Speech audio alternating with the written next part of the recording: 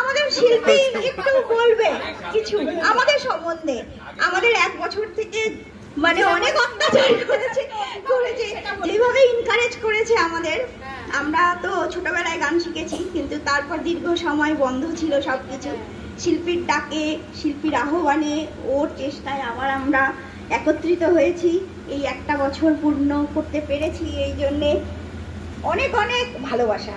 আমি ধন্যবাদ বলবো না, কারণ শিল্পী আমার জুনিয়র বান্ধবী, সুতরাং ধন্যবাদ বলে ইয়ে করবো না। ঠিক আছে, এবার শিল্পী বলো। আমি ভাবতে পারিনি আজকে সন্ধ্যাটা এরকম হবে, ভীষণ ভালো লাগছে। তোমরা যে এত কিছু আয়োজন করেছো, খুব ভীষণই ভালো লাগছে।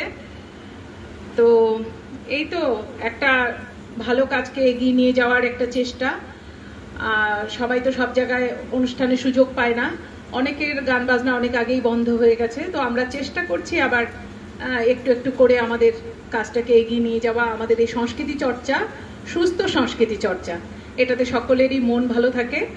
আর সবাই যে যার ঘরে, এখন তো ভীষণই একা, যে যার ফ্ল্যাটে, যে যার বাড়িতে। তো আমরা এই যে একটা মাসের শেষে আমরা একটা বৈঠকে বসি, গান বাজনা করি, সুস্থ সংস্কৃতি চর্চা চালাই, এটাতে সবারই ভীষণই ভালো লাগছে এবং ধীরে ধীরে আমাদের সদস্য সংখ্যা আরও বাড়ছে।